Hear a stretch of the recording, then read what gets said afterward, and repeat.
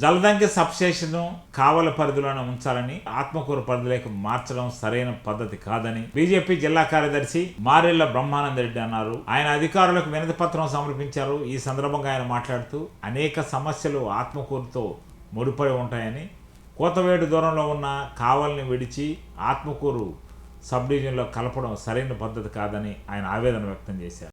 కావాల్సి వచ్చింది, ఆత్మకూరు డివిజన్కి వెళ్ళిందని తెలిసింది.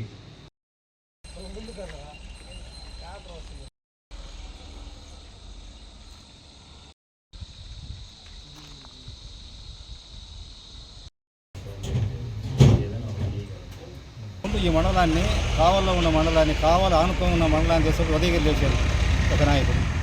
ఇప్పుడు ఒక పార్టీ వచ్చేసేసి ఇక్కడ జలదంకలో ఉన్నదాన్ని కావల్లో ఉన్నదాన్ని కలిగిరి వేశారు. కలిగిరిలో ఉన్నదాన్ని మళ్ళీ తీసుకుపోయేసి ఆత్మూరుకి వేశారు. జలదంక మండలం రైతులు ఎన్ని వేల మంది ఉంటారు. ఇన్ని వేల మంది నీకు రైతులకు సంబంధించిన రైతులు నీకు ఆత్మకూరు పోవాలంటే రైతులు ఏమన్నా కోటేశ్వరులు ఏమన్నాను, ఏమైనా వ్యాపారాలు ఉన్నాయా? రైతుల్ని ఈ విధంగా నీకు వాడుకోవటం అంటే అసలు మాకు అసలు ఆశ్చర్యం వేస్తుంది అసలు. కానీ ఏ పరిస్థితుల్లో కూడా ఒప్పుకునే పరిస్థితి లేదు. మళ్ళీ తీసుకొచ్చేసి కావల్లో పెట్టాల్సిందేనో, లేకుంటే జలదంక మండలం రైతులు చాలా నష్టపోతారు. నీకు ఒక పార్టీ ఆ మండలాన్ని తీసుకుపోయి ఆడేస్తే ఒక పార్టీ వచ్చి కరెంట్ ఆఫీస్ని తీసుకుపోయేసి ఏడేసింది. రేపు పొద్దున కడపలో వేస్తామన్నా కానీ ఊరుకుని తట్టువారు. కడపలో కూడా ఇంకో ఆయన రేపు వస్తాడు, కడపలో వేస్తామంటారు. కాబట్టి దీన్ని ఏ పరిస్థితిలో సహించేది లేదు. దీనికి ఈ నష్టానికి మొత్తం జలదంక మండలం రైతుల తరఫున నష్టానికి మొత్తం ఎవరైతే మార్చారో వాళ్ళే కారకులుగా మేము ఒప్పుకుంటున్నాం. మేము ఏంటంటే నష్టపడిన వాళ్ళకి కారకులు ఎవరంటే చేశారో వాళ్ళే బాధ్యత వహించాల్సి ఉంది. కాబట్టి దీన్ని ఏ పరిస్థితుల్లో కూడా మళ్ళీ దీన్ని తీసుకొచ్చి కావాలో ఉండేటట్టుగా చేస్తే తప్పక బీజేపీ తరఫున మేము పోరాడడానికి రెడీగా ఉన్నాం. జలదంకి మండలంలో ఉండే విద్యుత్ రెవెన్యూ బార్డర్స్ మొత్తము మనది గతంలో కావలి డివిజన్లో ఉండింది. తర్వాత కలిగిరి డివిజన్కి మార్చారు.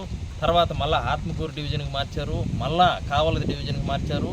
మళ్ళా ప్రస్తుతం మళ్ళీ ఆత్మకూరు డివిజన్కి మారుస్తున్నారని చెప్పి తెలియడం జరిగింది.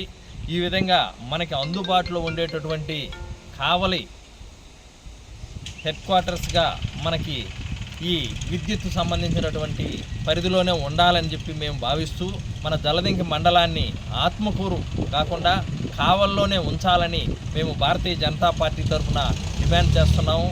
ఎందువల్లంటే తడవకి ఒక విధంగా మార్చుకుంటూ పోతే రేపు రైతులు కానీ ప్రజలు కానీ ఏ విషయం మీదైనా కూడా బయటికి వెళ్ళి పని చేసుకోవాలంటే అసలు ఇది ఏ డివిజన్లో ఉంది ఏంది అనేది అర్థం కాని పరిస్థితి అవుతుంది. అదీగాక మనకి దగ్గరలో ఉండేటటువంటి కావలి పక్కన ఉండేటటువంటి జలదంకి మండలాన్ని దూరంగా ఉండేటటువంటి ఆత్మకూరు డివిజన్లో కలపడం అనేది చాలా ప్రజలకు ఇబ్బందికరమైన పరిస్థితి.